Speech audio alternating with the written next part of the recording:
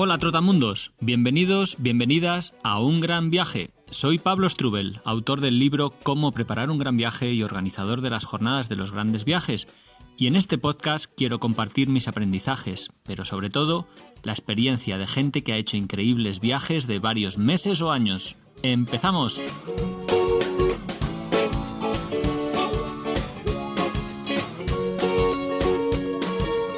Hola, viajeros, viajeras, ¿qué tal estáis? Muy buenas tardes, espero que estéis muy bien allí donde os encontréis, España, México, Argentina, Chile, no sé, me pregunto desde dónde escucháis, así que si luego queréis poner un comentario en los comentarios de este podcast, desde dónde estáis escuchando, me hará ilusión saberlo.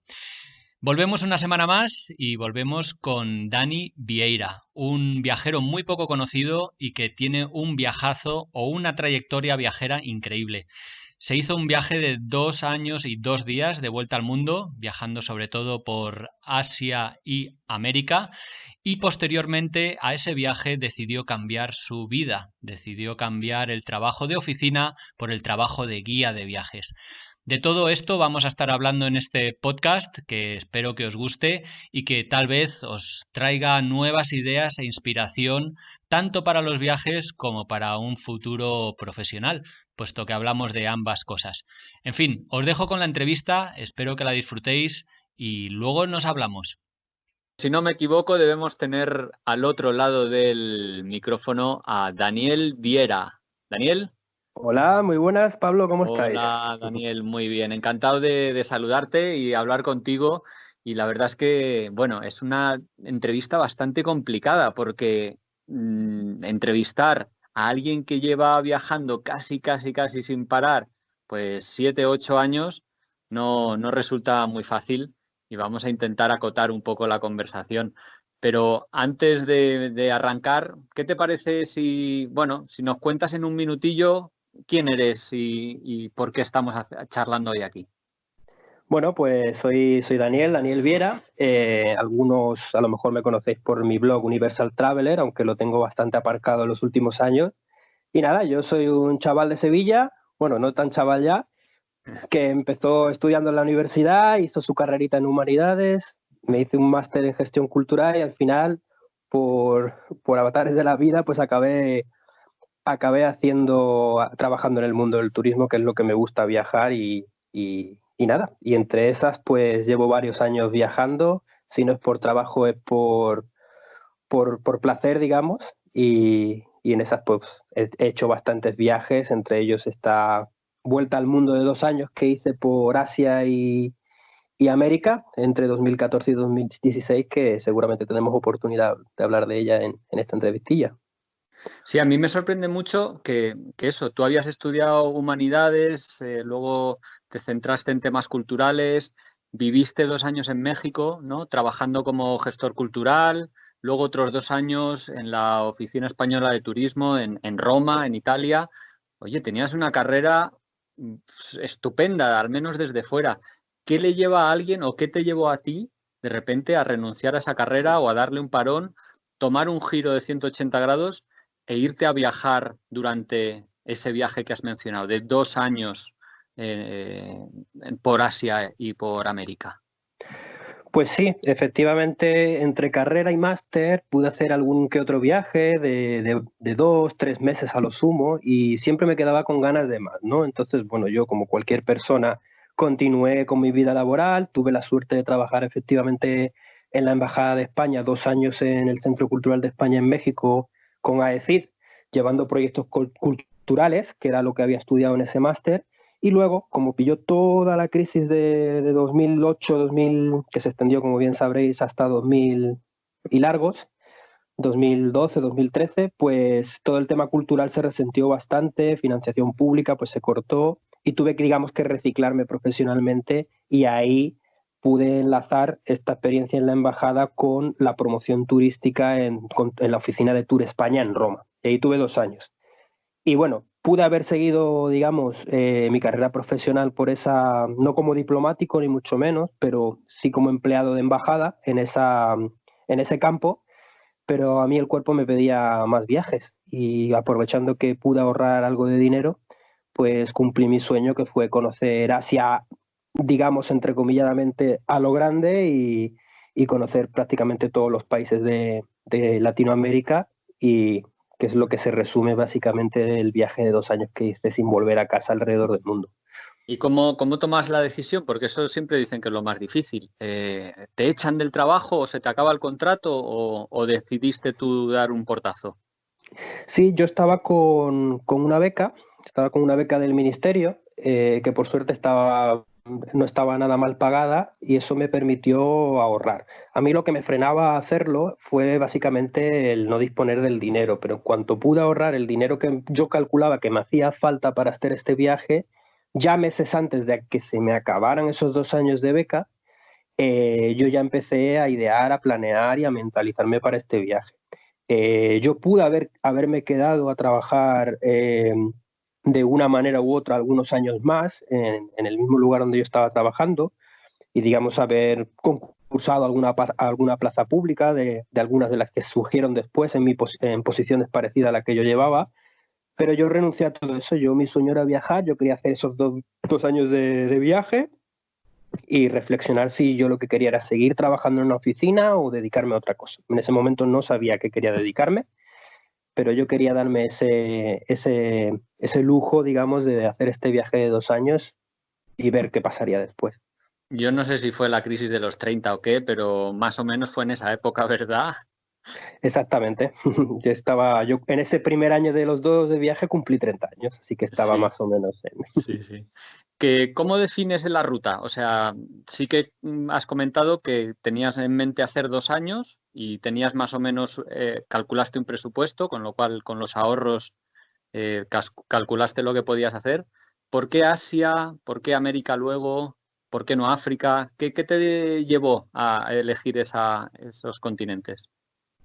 Pues bien, Asia, sin contar Oceanía, que tuve oportunidad de conocerla después, Asia era el gran continente que me quedaba por conocer. Nunca había puesto pie en él, ya llevaba varias decenas de países visitados, pero en Europa, África y América principalmente, y Asia era como la gran asignatura pendiente. Y fue posponiéndose y al final se me juntó con esta idea del gran viaje, de modo que ya quise hacerlo un poco a lo grande. Hasta me la dejé de lado aparcada, hice otros viajes mientras que ahorraba ese dinero y vivía en Roma, y ya la dejé al final. Entonces, pues bueno, Asia, digamos que la mitad de todo ese viaje de 2 años la quería dedicar a Asia a fondo, y luego un continente en el que ya había tenido oportunidad de vivir y conocer varios países, quería conocerlo a fondo porque me encanta, y fue a América, y lo hice prácticamente de punta a punta. Yo en otros viajes que ya había hecho anteriormente, pues me medí, calculé, hice algún viaje de prueba. Recuerdo que fui a Egipto y viajé pues como viajaba siempre, de mochilero, y me hice un presupuesto diario. O sea, fui apuntando todos mis gastos diarios para yo tener una idea de cuánto, viajando al modo que yo viajaba, cuánto podía gastarme al día, a la semana y al mes, ¿no? Y en qué conceptos. Entonces yo calculé que mochileando podía estar viajando con un presupuesto de unos 500, 600 euros al mes sin problema, ¿no? Incluso bastante holgado. O sea, renunciando a muchas comodidades, evidentemente. Quien viaja de mochilero, pues sabrá de qué hablo. Y Sí. bueno, conseguí en los 4 años que trabajé en estas embajadas, pues conseguí ahorrar unos 14.000 euros, y echando una simple división, pues calculé que podía perfectamente hacer un viaje de 2 años. Ujú. Así fue como un poco surgió. El viaje empieza en Sevilla, supongo, y te lleva por tierra y mar hasta Dubái, antes de coger el primer avión. O sea, pasaste por todo lo que es los Balcanes, Turquía, el Cáucaso e Irán. ¿Qué recuerdas de aquellos primeros momentos en que por primera vez en tu vida viajas sin billete de vuelta? Pues sí, mira, esos 3 primeros meses de viaje fueron bastante importantes, porque bueno, yo tenía en mente hacer el viaje de esta extensión de tiempo, pero yo me autopropuse, digamos, ir etapa por etapa, ¿no? Había visto otros viajeros que se habían propuesto incluso viajar un año y que habían interrumpido su viaje a la mitad porque pues se saciaron o por motivos varios, ¿no? Entonces yo no me agobié y dije, bueno, vamos a ir poco a poco. Entonces yo dije, voy a llegar en 3 meses hasta la India y voy viendo. Después, como bien sabrás, Pablo, pues seguí el viaje y lo terminé y tan contento y con ganas de más. Pero para mí esa primera etapa del viaje, que además se unió un buen amigo mío, Lorenzo, que viajamos mucho juntos, eh, fue bastante reveladora y fue un poco... yo intenté desde el principio tomar todos los vuelos, los menos vuelos posibles, ¿no? Yo incluso inicialmente planteé este viaje como un viaje sin tomar vuelo alguno. Y acabé rechazando la idea simplemente porque, no tanto por el tiempo, sino porque se me acababa yendo de presupuesto. O sea, yo cuando empecé a echar cuentas y empecé a investigar y a hablar con otros viajeros que lo habían hecho de esta manera y me habían dicho un poco cuánto costaba cruzar el Atlántico a lo mejor en un carguero, pues al final acababa saliendo más caro que coger un avión. Sí es cierto que existe el hacer digamos, autostop en barcos, vosotros sabéis mucho de esto también. Ujú. Eh, Tenéis un buen libro que habla de ello, lo recomiendo a todo el mundo, pero para eso hace falta también mucho tiempo, hace falta también a veces una pequeña inversión en material, y bueno, no tenía yo, el tipo de viaje no me lo permitía tampoco, ¿no? Entonces, bueno, intenté hacerlo sin aviones hasta que pude, y esto fue hasta llegar a Dubái. Llegados a Irán, ya no pude cruzar por Afganistán ni por Pakistán, por la parte del Baluchistán, que sabéis que es algo peligrosa, o era en ese momento bastante peligrosa cruzarla por tierra. Y entonces no pude llegar a India sin coger un avión. Cogerlo en Irán hacia la India con alguna escala salía bastante caro, entonces al final lo que opté, la opción más económica, que al final acabó siendo bastante divertida, fue bajar desde Bandar Abbas, que es un puerto que está en Irán, en el Golfo Pérsico, en barco hasta Dubái. Entonces pasé un par de días en Dubái, que es también algo curioso de ver, y desde ahí volé en un vuelo de bajo coste en India. Y te llevaste un bofetón al llegar por primera vez a India, porque llegar desde Dubái en el vuelo hasta Nueva Delhi, como creo que hiciste, debió ser algo tremendo. Para mí, en mis viajes, uno de los mayores shocks culturales que he vivido nunca ha sido llegar a la India y encontrarte, bueno, en Nueva Delhi y todo el tumulto, jaleo y calor de esa ciudad. No sé cuáles fueron tus sensaciones en India, en tu primera, digamos, presencia o estancia en Asia. Bueno, pues sí, la verdad es que no se me olvida esa primera vez que llegué a la India. Era un país al que tenía muchas ganas. Y efectivamente, llegué en un vuelo nocturno, rondaba ya la medianoche, cogí el metro hasta Bazar Street, si no recuerdo mal, creo que se llama, donde están esta calle en Delhi, donde están todos los hostales. Y recuerdo que el shock fue brutal. Fue brutal, ya eran altas horas de la mañana, no había de la noche, no había tanta gente en la calle, pero sí que ves a toda esa gente sin hogar que vive y duerme en la calle en sus rickshaws y la verdad es que eso fue bastante impactante. Y luego también fue bastante shock cuando salí 2 meses después de haber visitado también Nepal de la India, volé a Bangkok y también fue un shock porque Bangkok me pareció algo así como el primerísimo mundo. Y recuerdo Claro. hablar con otros viajeros que llegaron a Bangkok a lo mejor desde Europa directamente y se quejaban, no, cuánto ruido, cuánta gente, cuánto bullicio. Y digo, pero bueno, si esto es la gloria comparado con la India. Sí. Entonces, bueno, todo es relativo, ¿no? Es muy curioso eso, ¿verdad? El diferente momento en el que te pilla a ti el viaje y a otros viajeros, cómo se ven las cosas y cómo efectivamente para lo que unos es el caos, para ti comparado con el lugar en el que vienes, es jauja prácticamente, ¿no? Exactamente. Oye, después de India pasaste por Nepal una temporada también, el país de las montañas. Por la ruta que creo que has hecho, tú eres un amante de la naturaleza, ¿disfrutaste de ese país? Pues sí, la verdad es que lo disfruté muchísimo. Nuevamente, después de más de un mes en la India, en Nepal es un poco un respiro porque sí que tiene un poco menos trajín que la India y se puede disfrutar un poco más de espacios de naturaleza que a lo mejor en la India, pues por la densidad de población que hay, pues faltan, ¿no? Entonces sí, me di el lujazo de hacer el trek de la Annapurna, el círculo alrededor de la Annapurna. Fueron casi 2 semanas de vivir en plena conexión con la naturaleza y desconexión con el resto del mundo. Y fue de todo el viaje una de las mejores experiencias que tuve, sin duda. ¿Ibas preparado con botas, plumas, saco de dormir, etcétera, etcétera? ¿O cómo gestionaste lo de que es el equipamiento más así técnico de montaña? Pues fui con lo justo, he de decir que fui con lo justo. Tenía una buena mochila, que era la que ya usaba para mi viaje, y unas buenas botas, porque creo que son dos elementos esenciales en cualquier viaje que se precie. Entonces, en ese sentido ya llevaba gran parte del partido ganado, y lo que sí es que tuve que comprar algo más de ropa de abrigo, algo más, un poco de ropa de abrigo, y el saco, un saco de 10-15 grados, de confort 10-15 grados, que también lo llevaba en el viaje y que fue de buen uso, sobre todo cuando llegas a los puertos de montaña más altos, que en la noche, por mucha manta que te dan, se pasa frío. No tanto cuando vas andando, porque bueno, a mí tuve la suerte que me hizo buen tiempo. Si no recuerdo mal, era otoño, pero igualmente sí, fue septiembre. Entonces, bueno, ya acababan las lluvias, pero tuve la suerte de que no se alargaron mucho y me hizo buen tiempo. Entonces, bueno, aunque estés en altura, vas andando, vas quemando calorías, vas sudando y no necesitas tanta ropa de abrigo. No tanto como cuando ya llegas al campamento por la mañana, por la noche, y cuando vas a dormir, que sí que el cuerpo te pide algo más de calor. El otro día escuchaba un podcast de una amiga que se llama La Maleta de Carla, bastante interesante sobre los retiros de Vipassana, y si no me equivoco, tú también hiciste uno. ¿Cómo fue esa experiencia para ti y por qué decidiste hacerlo? Pues bueno, la recuerdo sin duda como una experiencia dura.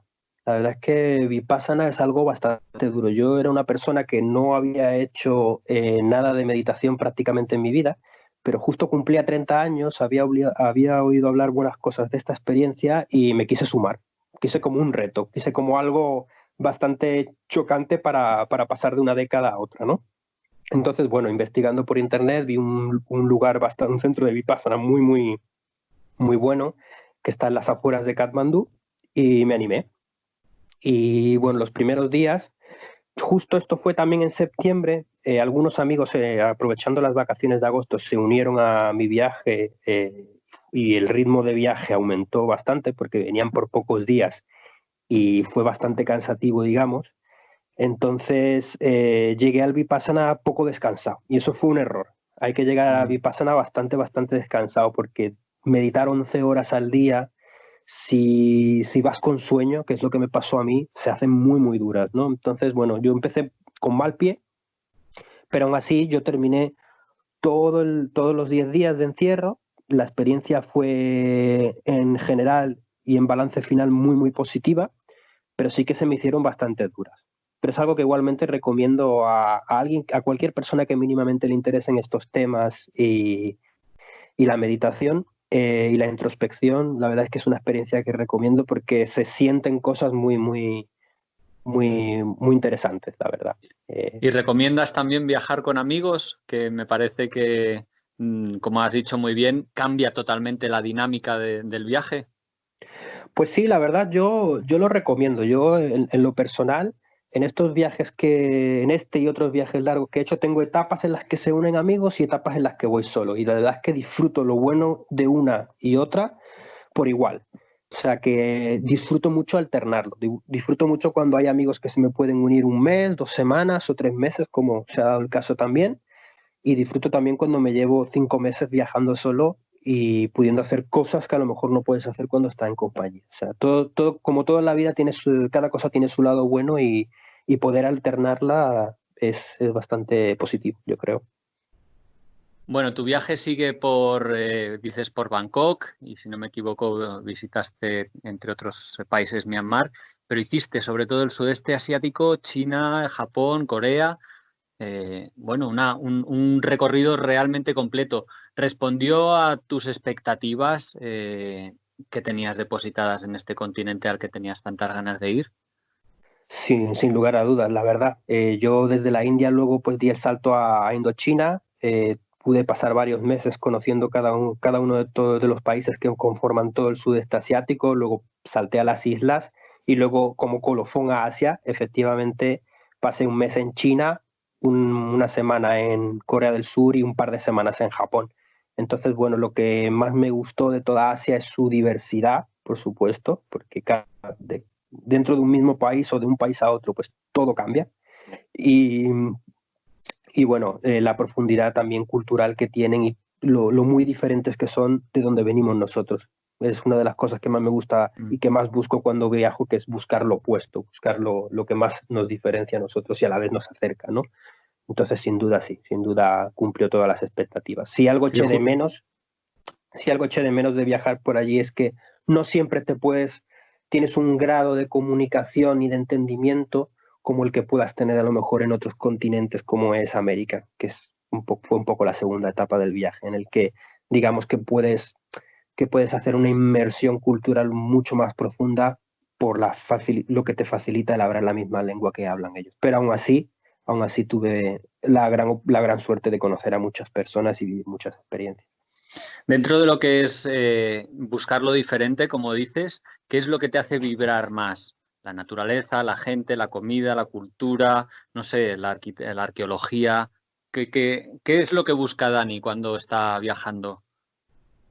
Bueno, un poco de todo. La verdad es que no tengo otros amigos que viajan y tienen su pasión, como puede ser la arqueología, como puede ser la historia, como puede ser la gastronomía, pero a mí la verdad es que me gusta casi por igual toda y cada una de las cosas que puedes encontrar cuando viajas, ¿no? Entonces disfruto mucho de la gastronomía, disfruto mucho de estar en contacto con la naturaleza y desafiarla en treks u otras experiencias. Y sin duda me gusta mucho la interacción cultural y poder conocer a personas del lugar, poder conocer la historia, la idiosincrasia de cada país a través de las personas. La verdad es que eso es lo que al final me acaba aportando más. ¿Hacías couchsurfing en tu viaje? Pues sí, de hecho no concibo mis viajes sin couchsurfing, no tanto por la comodidad y el ahorro que supone, que sin duda es existente, sino por lo que digo, toda la oportunidad de poder conocer a personas del país que a lo mejor de otra manera se te dificulta. De hecho, tanto uso Couchsurfing que soy embajador de Couchsurfing en mi ciudad, en Sevilla. O sea que estoy bastante involucrado con esa comunidad de viajeros y se la recomiendo a todo el mundo. Cuéntanos algún host al que te recibiera con especial entusiasmo, alguno que recuerdes que te marcara, gracias al cual conociste una parte, como dices, de su ciudad, del país tan especial. Pues bueno, tengo muchísimas experiencias, pero así me viene a la cabeza a lo mejor en Cebú, en Filipinas. Me alojó un chico filipino en casa de sus padres. Él vivía justo en la isla de Mactán, que está justo enfrente a Cebú. Los conocedores de historia y de aventuras sabrán que allí murió Magallanes. Fue donde Lapu-Lapu mató a Magallanes en su vuelta al mundo, que curiosamente mi vuelta al mundo también inició en Sevilla. Entonces era como uno de los destinos, una de las mecas que yo quería visitar, era el lugar donde murió Magallanes, y justo en esa isla conseguí un host, muy buena gente, que me alojó con toda su familia, la madre, que creo que ya murió, porque se ha ido en contacto con ella, creo que ya murió, pero en ese momento ya era mayor y cumplía años, y hubo una fiesta en la que acudió toda la familia, tíos, hermanos, primos, sobrinos, nietos, y verme dentro de esa celebración y estudiar y poder ser parte antropológicamente de ese rito, digamos, de celebración, fue una cosa en la que yo me dije a mí mismo, de otra manera, ¿cómo podría haber yo vivido esto y tantas otras historias como estas y oportunidades y experiencias como esta en todo el mundo si no fuese a través de Couchsurfing? Entonces, algo que va mucho más allá de que te dejen un lugar donde dormir. Es un intercambio cultural y sin duda muy enriquecedor cuando uno viaja. Bueno, antes de saltar a América vamos a hacer un momentito de pausa.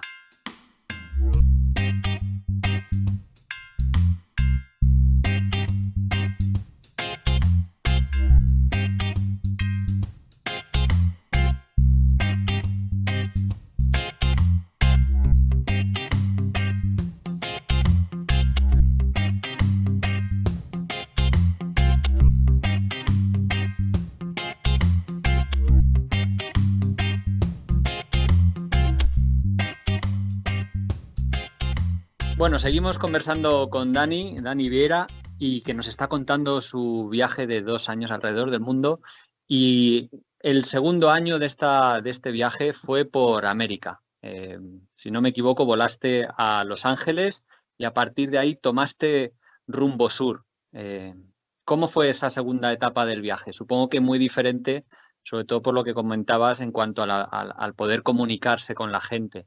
Exactamente, ahí ya pues cambió de nuevamente, cambió totalmente el rumbo del viaje. Fue efectivamente una nueva etapa, una segunda etapa en la que se ganaba, se perdía un poco en comparación con Asia en diversidad, cierto es, con toda la diversidad que pueda tener el continente americano, que es mucha sin duda, pero se ganó mucho en poder comunicar e interaccionar con la gente local, sobre todo pues en Hispanoamérica. Y la verdad que lo disfruté bastante, lo disfruté bastante. Empezó un poco con mal pie porque cuando fui a abordar en ese vuelo que me iba a llevar desde Tokio a Los Ángeles, fue lo más barato que encontré. No, mi intención era empezar directamente en México, pero no me importaba pasar por California. Ya había estado, tengo unos amigos en Arizona, y entonces aproveché para visitarlos. Pero mi sorpresa fue, yo inocentemente pues pensaba cruzar la frontera, digamos, por tierra para bajar a México. Y resulta que cuando fui a abordar el avión, pues me dice la azafata allí, el personal de handling, que si no tengo un vuelo de salida de Estados Unidos no puedo Ahí abordar va. el avión, ¿no? Entonces, pues a 2 horas de que saliera el avión, tuve que comprar un vuelo de vuelta a Japón con esa misma compañía con posibilidad de cancelación, inventarme toda una historia al llegar a migración de Estados Unidos, diciendo que yo iba a pasar 3 meses en Estados Unidos y luego iba a volar de vuelta a Japón, lo cual siendo español era un poco, chocaba un poco, ¿no? A eso se unió el hecho de que tenía sellos en el pasaporte de Irak e Irán, de este viaje. Ya luego salió la ley en la que no podías entrar si no es con un visado, no con esta en Estados Unidos, habiendo visitado estos países, pero entonces todavía no estaba esa ley. Pero no por ello no dejaba de cantar en el pasaporte ante el personal de aduana. Entonces, por eso y porque estábamos todavía en plena crisis en la que muchos españoles intentaban ir a Estados Unidos, digamos que como turista para quedarse a trabajar, me pusieron 1001 problemas en la frontera. Después de 1 hora y media de entrevista conseguí entrar y al final cancelé el vuelo de vuelta que tuve que sacarme para Japón para poder entrar en Estados Unidos con una penalización de unos 100 euros o algo así, y seguí mi viaje ya entrando en Hispanoamérica. ¿El viaje seguiste haciéndolo en transporte público o empezaste a utilizar otros medios?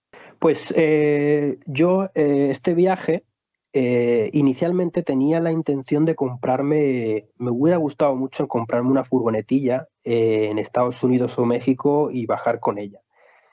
En principio había 2 o 3 amigos que se iban a unir a esta parte del viaje para hacerlo completo y con esta idea de la furgoneta, pero al final no pudieron unirse hasta después. Entonces esa idea se cayó porque no podía afrontar yo el gasto de la inversión de la furgoneta y los posibles problemas económicos que te puede dar después con averías, etcétera. Y entonces seguí como lo estaba haciendo hasta ahora, un poco alternando el transporte público y haciendo muchísimo autostop. En ese viaje y en otros después, siempre acabo haciendo muchísimo autostop. Por el ahorro de dinero que supone y poder ajustarlo al presupuesto, si yo no hubiese hecho todo ese autostop que hice a lo largo de ese viaje, que no siempre lo hice, pero lo hice como a lo mejor en un 50% de los traslados, no me hubiese podido ajustar al presupuesto de 14.000 euros en 2 años.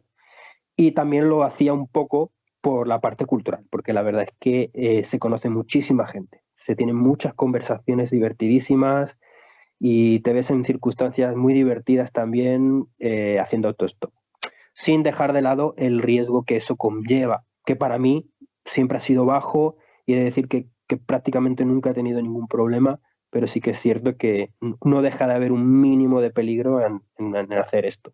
Pero yo se lo recomiendo a todo el mundo aún así. De algo nos tenemos que morir. Sí, el viaje te llevó por México, Centroamérica, y ya entraste todo lo que es el Sudamérica, bajando por los Andes hasta Ushuaia, pero entraste en Venezuela. ¿Cómo fue la experiencia de visitar ese país? Efectivamente, pues hice una parada técnica de un mes, de 3 semanas, un mes en México. Era un lugar donde había vivido 2 años y tengo muchos amigos, entonces aproveché eso con que tenía que renovar el pasaporte. Mi pasaporte ya se había quedado prácticamente sin páginas y no me iba a dar para todos los países que me quedaban por recorrer todavía. Entonces es un proceso, no sé ahora, pero entonces era un proceso que tardaba 3 meses, 3 semanas, porque tenían que mandar por valija diplomática la documentación a España y recibir el pasaporte que se hacía en España de vuelta. Entonces, bueno, después de esa parada técnica y hacerme todos los países prácticamente de Centroamérica, pues crucé el Darién y me encajé en Colombia y ahí aproveché la ocasión para visitar Venezuela. Y la verdad es que fue uno de los países que más me impactó de toda Sudamérica. ¿En Me qué encantó. sentido?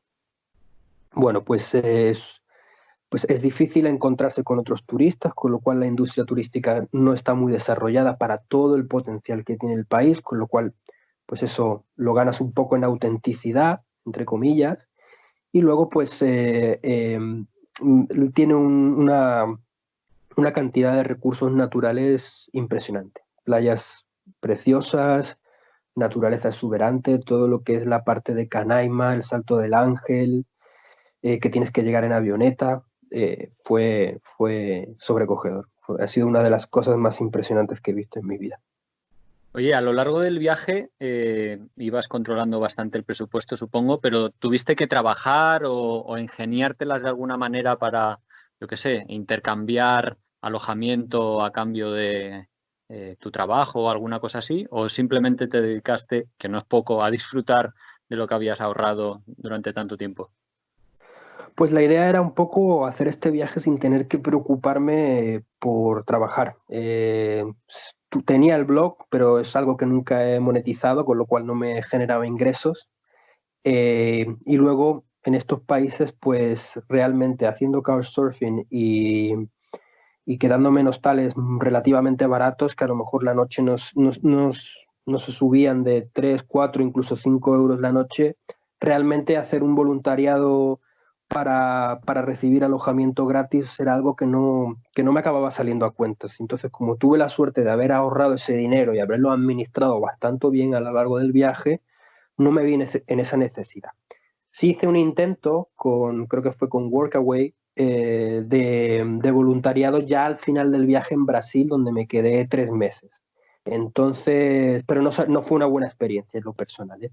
Mm. Podría haber sido buena con a lo mejor otro host, pero no acabó siendo buena y no pasé muchos días allí. Pero bueno, es una opción también bastante viable, sobre todo si te tienes que quedar un tiempo más allá de algunas semanas en un mismo lugar, como me pasó a mí después ya en Salvador de Bahía. Qué cosas nuevas has hecho en este viaje? ¿Qué cosas que no hubieras probado nunca hasta la fecha te animaste a hacer gracias a que estar en viaje? Bueno, pues en este viaje, así, uno de los retos que tenía, o de las cosas pendientes que tenía, fue sacarme, bueno, las licencias de buceo. Nunca había podido bucear y aproveché en este viaje, me saqué el Open Water en Koh Tao y luego me saqué en Indonesia el Advance y pude hacer alguna inmersión más en Venezuela. Y la verdad es que las disfruté muchísimo, es algo que recomiendo a todo el mundo. Ya en otros viajes he probado otros deportes como la apnea y otras cosas, pero bueno, siempre intento probar todo lo que puedo, incluso a nivel gastronómico y un poco vencer a los miedos o aventurarse con cosas nuevas. La verdad que eso yo creo que forma parte sin duda del viaje, de cada viaje y siempre enriquece muchísimo. Oye, ¿y el tema del amor, cómo se lleva en ruta? ¿Tanto tiempo, entre comillas, solo? ¿O tenías pareja? ¿O cómo? Pues no, la verdad es que mi vida hace que sea difícil tener una pareja estable y por ello llevo ya años bastante en soltero, digamos, y bueno, pues no voy a negar que se conocen personas y puedes llegar a encariñarte, a enamorarte o a tener alguna experiencia con alguna de las personas que en viaje conoces, pero no dejan de ser experiencias, aventuras efímeras, ¿no? Son parte del viaje, creo que es interesante también. Supongo que sí que viajarías algunos tramos acompañado por otros viajeros que no eran amigos previos tuyos, ¿no? Que supongo que es una de las cosas bonitas de viajar solo, que es que en un momento dado puedes unirte a otros viajeros, hacer experiencias o algunas actividades juntos y luego a los días o cuando sea el momento despedirse y cada uno por su lado. Sí, la verdad es que siempre acabas cruzándote con otros viajeros que están un poco en lo mismo que tú y cuando congenias, pues es interesante poder compartir algunos días de viaje o alguna tarde o alguna visita en concreta a algún lugar de donde sea que se esté.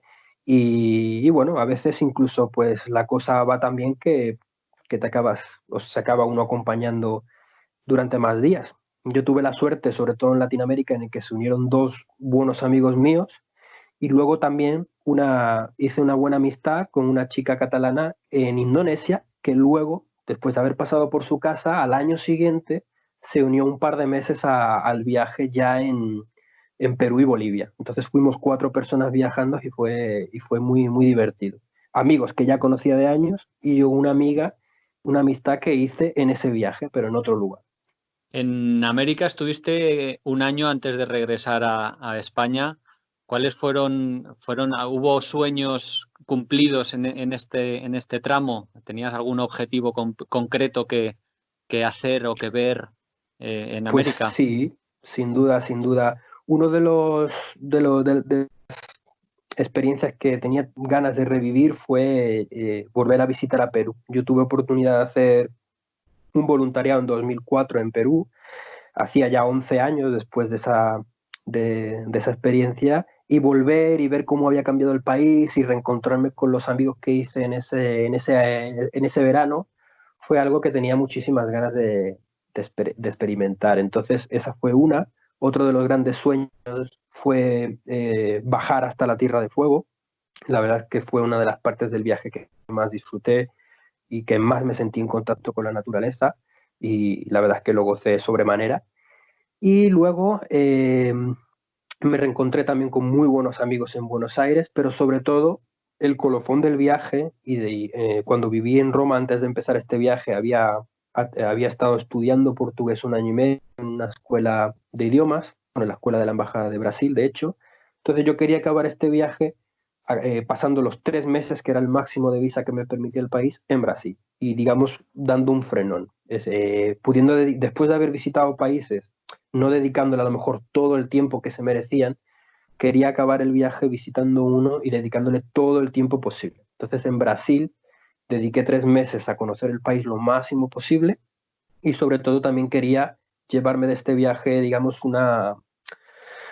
que algo que me ayudase de cara al futuro a nivel profesional y lo intenté aprovechar lo máximo posible para mejorar y perfeccionar la lengua portuguesa. Entonces, ahí fueron como, bueno, tics en la lista que fui haciendo en América.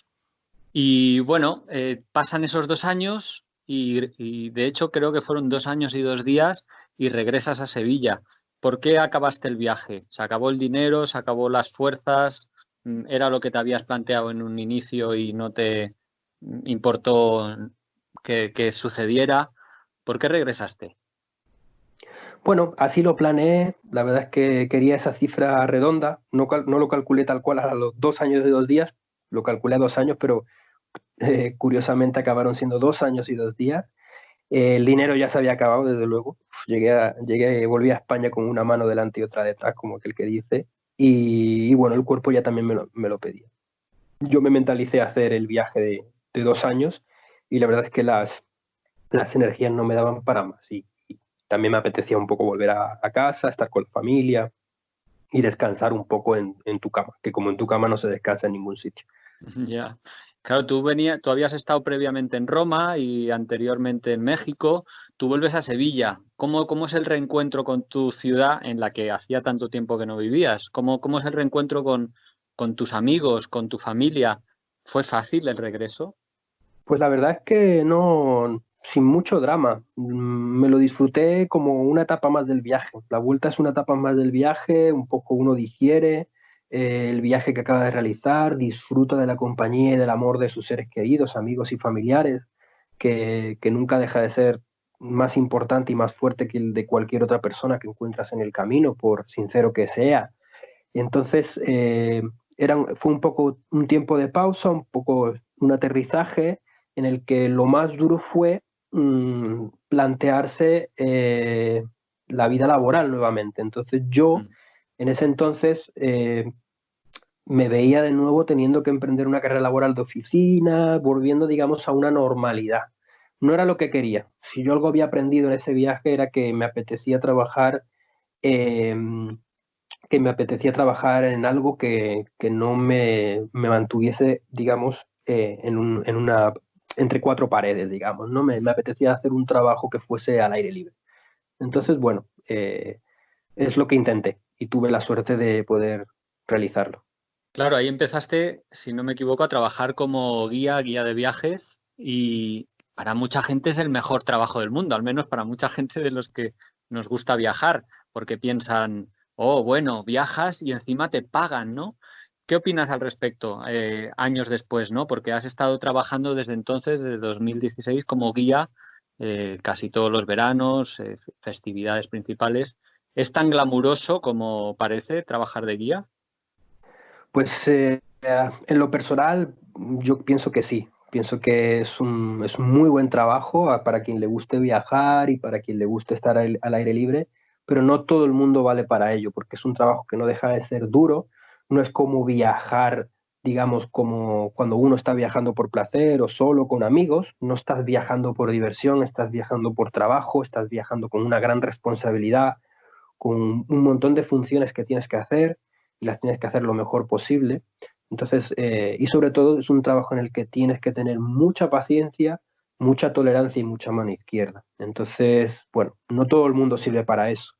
Entonces, bueno, yo la verdad es que tengo la suerte de, como bien dices, haber trabajado ya desde 2016 en este campo. Poco a poco me fui abriendo camino. Empecé con pocas rutas. Y prácticamente el último verano que trabajé en Islandia principalmente, aunque también hice un viaje en Myanmar, eh, pude trabajar lo suficiente, digamos, como para poder permitirme, trabajando solo la temporada de verano-otoño, vivir el resto del año viajando. Ahora formas parte de la industria turística. Al fin y al cabo, ser guía de viajes en una agencia de viajes, por muy alternativa que sea, no deja de ser formar parte de esta industria. ¿Crees que el turismo es algo positivo en toda circunstancia? ¿No te genera cierta inquietud? A mí desde luego lo hace, que yo también trabajo de guía los veranos.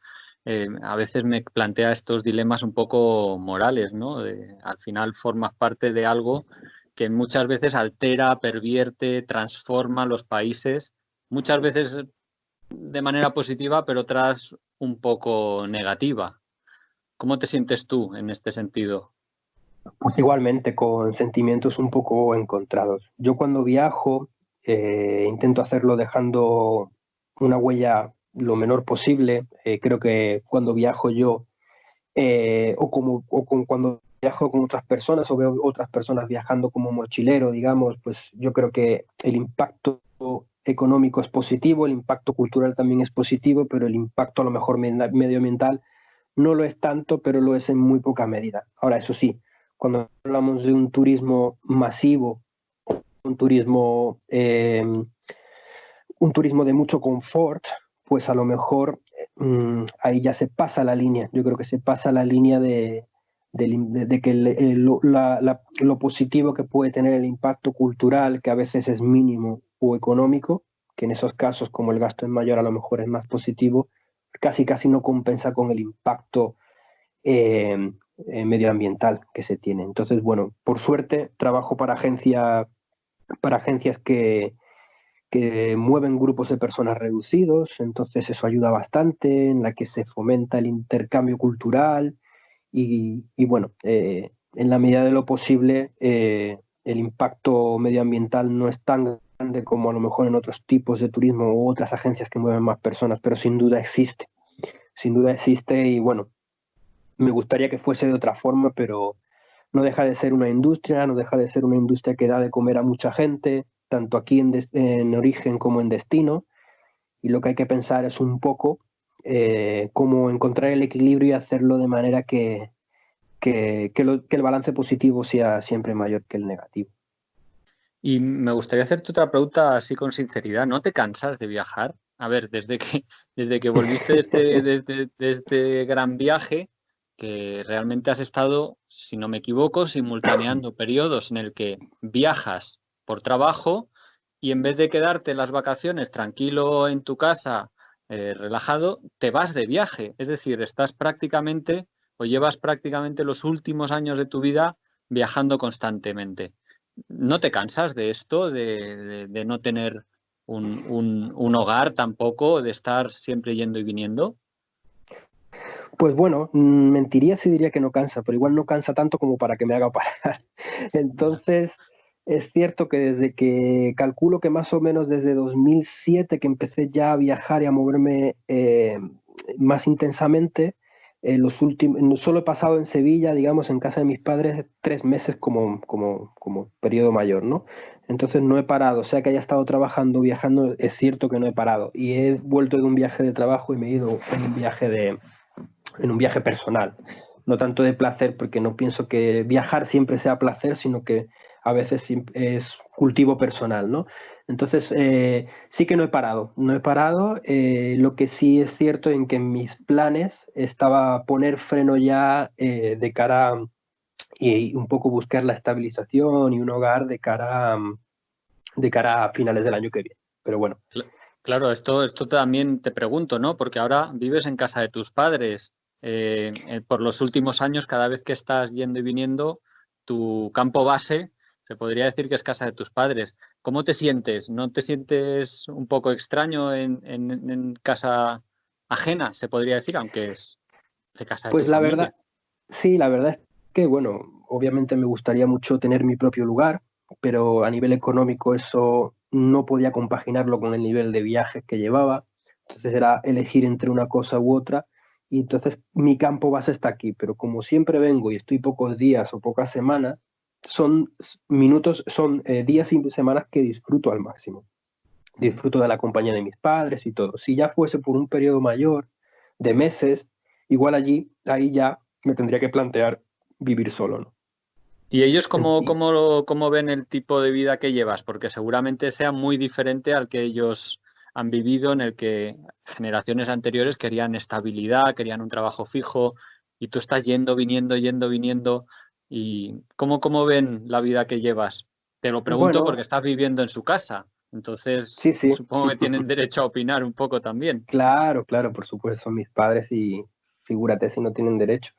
A ellos les gustaría que llevase una vida un poco más normal, pero ya son tantos años que han normalizado el tipo de vida que lleva. Si bien a veces sufren de la intranquilidad de tener a un hijo un poco siempre de ruta por el mundo, por otra parte están muy contentos y satisfechos de ver que llevo un tipo de vida que es el que quiero llevar y es el que me hace feliz. Entonces, bueno, visto de una manera egoísta, a lo mejor ellos les gustaría tenerme aquí en casa, llevando una vida más o menos entrecomilladamente normal, con hijos, familia, pero de una manera objetiva, digamos, viendo que eso es lo que me hace a mí feliz, estar de viaje, pues ellos están contentos también.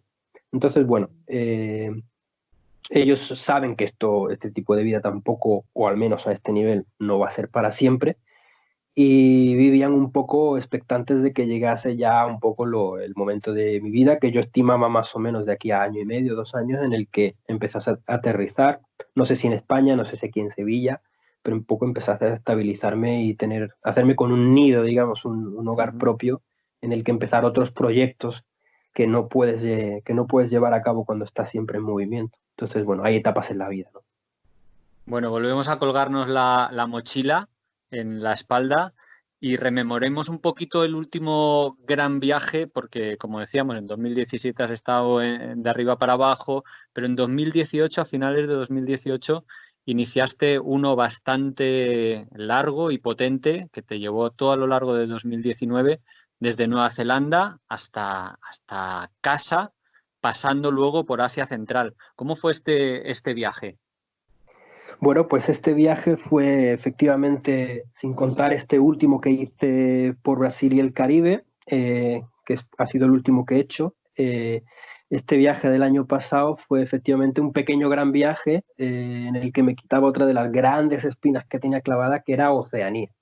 Entonces empecé en Nueva Zelanda, empecé a inicios de diciembre, aprovechando que tenía un amigo allí trabajando con una Working Holiday Visa, se había comprado una furgonetilla y me dijo, oye, pillo vacaciones, vente, nos hacemos la isla norte y parte de la sur juntos en mi coche y bueno, al final se acabó uniendo otra amiga que estaba en Filipinas también haciendo un gran viaje, Joana, y, y la verdad es que bueno, ese viaje acabó en San Petersburgo. O sea, fue un viaje muy variado en el que pasé gran parte de mi tiempo en Nueva Zelanda y Australia para luego dar el salto a Asia y hacer algunos de los países que me quedaron por visitar en el viaje de 2 años. Entonces hice Taiwán, que tenía ganas de conocer. Pasé por casualidad por Hong Kong, que me acabó gustando muchísimo. ¿Por Y qué? ¿Qué te llamó la atención? ¿Qué te gustó? de Hong Kong me gustó mucho, como en otras ciudades, la combinación que hay entre naturaleza y ciudad, ¿no? Es una ciudad súper poblada, ya sabréis, pero bueno, el hecho de que haya espacios de mar, que el mar esté tan presente, haya tantas islas y haya tantas montañas, como el pico aquel, creo que es el Santa Elizabeth, el Reina Elizabeth o algo así, bueno, el pico aquel que subes y ves toda la vista de la bahía, me parece increíble. La verdad es que me gustó muchísimo Hong Kong. Fui allí porque era el sitio en el que me podía sacar el visado para volver a entrar a China. No podía hacerlo en Taiwán por circunstancias políticas, ya sabréis. Y me hacía falta el visado de China, que no me importó volver porque es un país gigante y siempre hay cosas por ver, pero era desde ahí que yo podía entrar a Corea del Norte. Hice una visita de varios días a Corea del Norte con una agencia china y tenía que hacerlo desde China. Entonces, un poco eso condicionó. Cuéntanos esa experiencia, ¿cómo fue? ¿Es un salto al pasado realmente, como Pues nos es, dicen es, muchos? es un viajazo en tiempo, espacio, por supuesto, y a nivel cultural, social.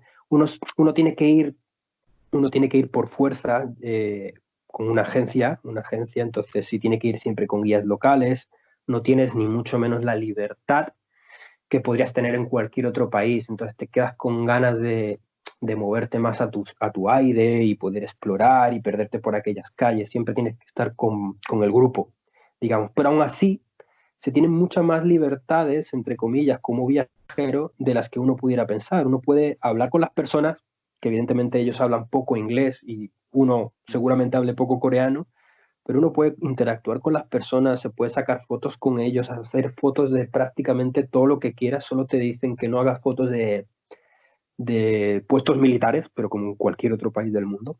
Ujú. Y uno ve mucho más de lo que piensa. Obviamente son tours propagandísticos, ellos dejan que entren extranjeros para que muestren al mundo las buenas cosas de ese país, no te enseñan lo malo, evidentemente, pero aún así en todos los traslados y todas las cosas que te enseñan, uno llega a ver mucho más de lo que pensaría.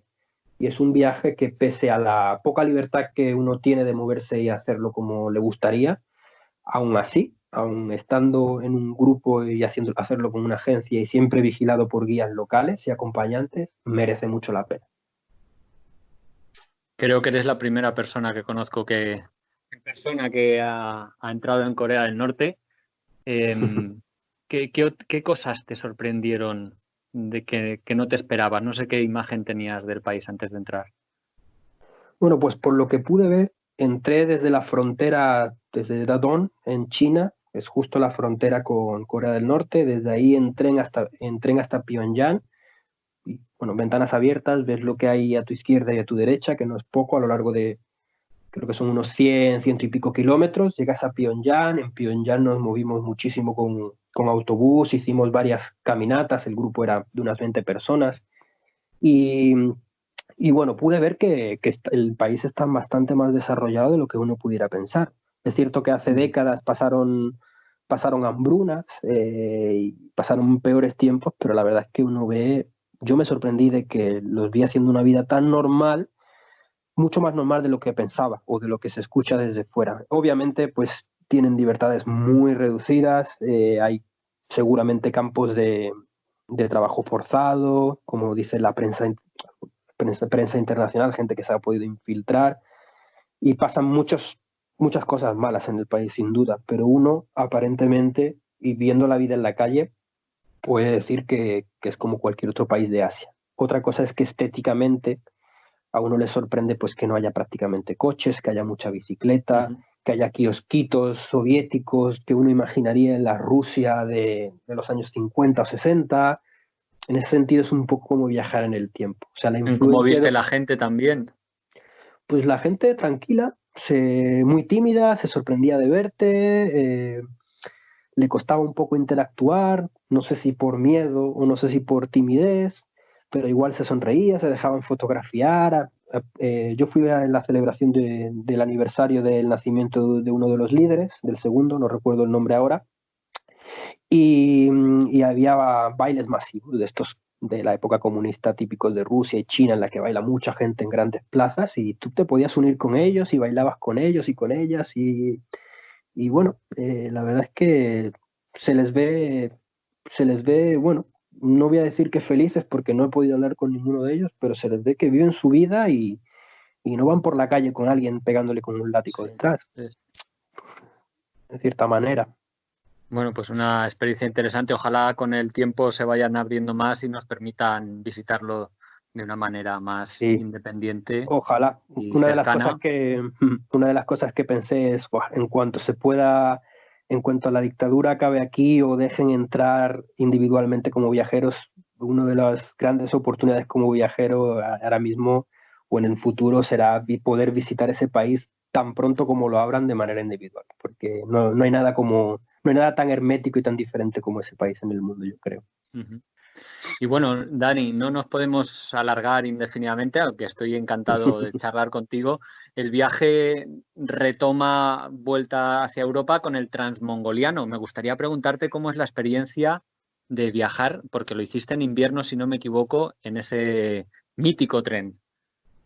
Bueno, pues el transmongoliano, una gran asignatura pendiente también que tenía ahí en el tintero. Creo que para cualquier viajero lo es, y si no lo es, lo recomiendo muchísimo. Y además, por circunstancias y un poco también porque me apetecía, lo hice efectivamente en invierno. O sea, yo no me imaginaba estar en esos trenes de Siberia sin mirar por la ventana y ver nieve por todos lados, ¿no?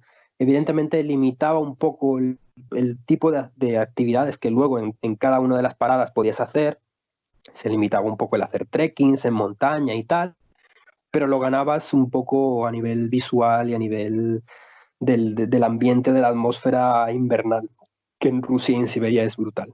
Entonces lo disfruté muchísimo. Empecé de China, pasé a Mongolia, y en Ulan Bator pues empecé la ruta en tren hasta San Petersburgo a lo largo de un mes. Mongolia pues es un país a visitar también, tú lo sabes bien, que lo conoces, es brutal, y todo lo que es Rusia también lo disfruté muchísimo, sobre todo por la gente. La gente es muy abierta, muy calurosa y muy jovial, y la verdad es que te lo pasas bomba con los rusos.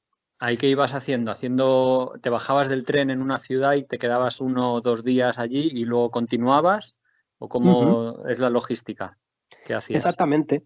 La transmongoliana o transiberiana, más que un tren, que los hay también, que lo hacen creo que hay uno que hace desde Vladivostok hasta Moscú y otro que hace desde Pekín, creo que es semanal, hasta Moscú. Nadie lo hace de un tirón, no tiene sentido.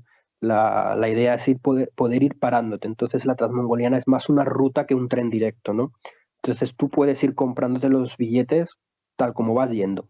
No tanto en verano, creo que en verano ya hay mucho más gente que lo hace, gente local que se mueve por esos trenes, y tienes que comprarlos con cierta antelación, sobre todo para coger los mejores lugares dentro de la tarifa que uno quiera, en la que uno quiera viajar. Entonces, bueno, hay camas mejores que otras, hay mucho escrito sobre esto, muchos blogueros han escrito sobre esto, pero bueno, lo puedes ir decidiendo sobre la marcha, y la verdad es que llegas a una ciudad, te gusta, te quedas más, te quedas menos, y lo vas haciendo sobre la marcha. Lo único que te limita un poco es el visado ruso, que hasta ahora es solo de un mes, y para tanta cantidad de kilómetros pues se queda un pelín corto, pero todos organizarse y ir yendo. No sé si una de las experiencias que recordarás para siempre en este trayecto fue patinar sobre el lago Baikal. Buah, eso fue brutal. La verdad es que si con algo me quedo de todo ese viaje que hice y sobre todo el transmongoliano es con ver el lago Baikal congelado. Y verlo congelado además en la época en la que ya está lo suficientemente congelado como para poder caminar o patinar sobre él. No soy experto patinador ni mucho menos, pero bueno, es una gozada poder incluso no solo patinar, sino caminar por él, y hay incluso rutas que se abren para ir en camión, coche, a lo largo y ancho de todo el lago. La capa que se crea es de más de 1 metro de hielo y bueno, eso aguanta toneladas y toneladas de peso. Y visualmente es algo espectacular. Es algo que recomiendo a todo el mundo. Es más o menos en marzo o abril que hay que ir, porque es justo un mes en el que ya se ha congelado lo suficientemente después de todo el invierno, pero todavía no ha empezado el calor y lo ha empezado a derretir. Entonces hay una franja ahí de un mes, mes y medio, en torno a marzo, que es la mejor para ir. Bueno, Y me coincidió. tomamos muy buena nota y sí, yo no lo conozco todavía ese tren y es una de las grandes asignaturas pendientes para mí, yo creo, para todos los amantes de los grandes viajes, sin duda. Bueno, Daniel, tú volviste en ese viaje, volviste a Sevilla, luego te fuiste a Asia Central, ¿no? A los Tanes, hiciste 4 de los Tanes, luego regresaste, trabajaste la temporada, te fuiste a la zona del nordeste de Brasil, las Guayanas, Antillas Menores y Mayores, Jamaica, en fin, veo que no paras y veo también que no repites países. ¿Hay alguno especialmente al que sí te gustaría volver? En el próximo viaje, digamos. Bueno, sí, cierto es que siempre intento visitar nuevos países. Como me gusta la diversidad y lo diferente, siempre me aporta mucho más el conocer cosas nuevas que el volver a sitios a sitios en los que ya he estado. Aún así, hay países que me han gustado mucho. A México he ido muchas veces, en Brasil en este viaje tuve oportunidad de volver, después de haberlo visitado durante nada menos que 3 meses, en el viaje de 2 años. Sí. Pero sí que intento siempre cubrir regiones del mundo que son nuevas para mí. El próximo viaje que quiero hacer es África. Conozco más de 10 países en África, pero sí hay una gran parte de África que no conozco, que es África Oriental, África Central y África del Sur. Entonces, bueno, siempre intento un poco conocer cosas nuevas y también disfruto de volver a países que me gustan mucho. Hay grandes países como Brasil, como Estados Unidos, Canadá, China, India, en la que uno nunca se cansaría de volver. Yo nunca al menos me cansaría de volver, pero sí, pero sí que busco siempre la novedad, digamos, la diversidad.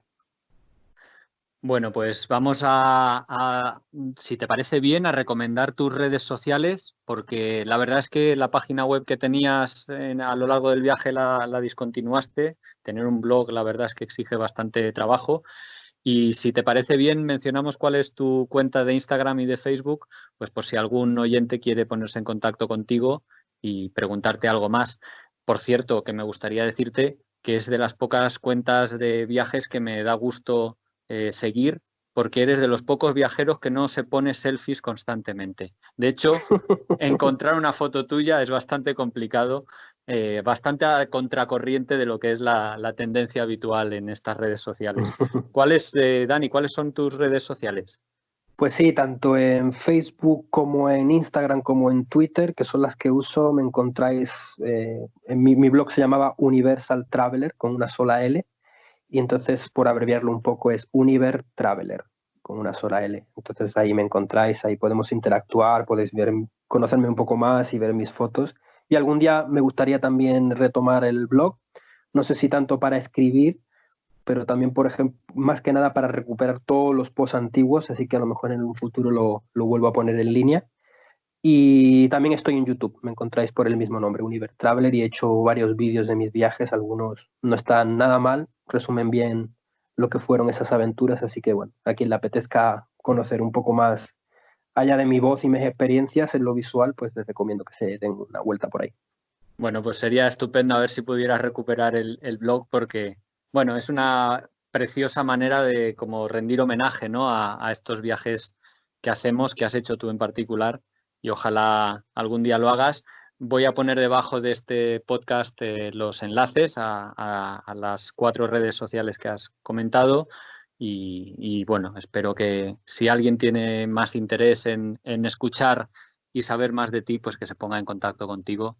Y a mí no me queda nada más que pues darte las gracias por tu tiempo, por esta más de 1 hora que hemos pasado charlando y la verdad es que yo estaría encantado de seguir haciéndolo, pero seguro que los oyentes han disfrutado con tus experiencias y conocimiento y reflexiones que hemos estado compartiendo a lo largo de esta hora.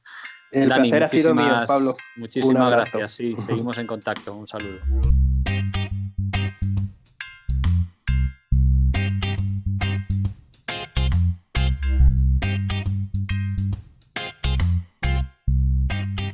Bueno, esto ha sido todo por hoy. Espero que hayas disfrutado con este podcast. Si te ha gustado y crees que a alguien le puede interesar escucharlo, pues por favor compártelo. También si le das al me gusta en esta plataforma ayudará a que tenga más visibilidad y que más gente lo encuentre y lo escuche. Y bueno, me ayudarás a extender un poquito más la pasión viajera. Y si aún no te has suscrito, pues te invito a hacerlo para no perderte ninguno de los próximos programas. Desde luego, si tienes comentarios, sugerencias o ideas sobre lo que has escuchado, pues no dudes en dejarlas en la plataforma desde la que escuches, o mejor aún, escribirlas en la entrada específica sobre este programa que hay en el blog de Un Gran Viaje, donde además encontrarás todos los enlaces a las webs y recursos que hemos mencionado en este capítulo. Os recuerdo que estamos en Facebook, en Twitter, en Instagram y en la web de ungranviaje.org. Y nos puedes enviar un email con cualquier cuestión a hola@ungranviaje si así lo prefieres. Gracias por escuchar y hasta el próximo programa.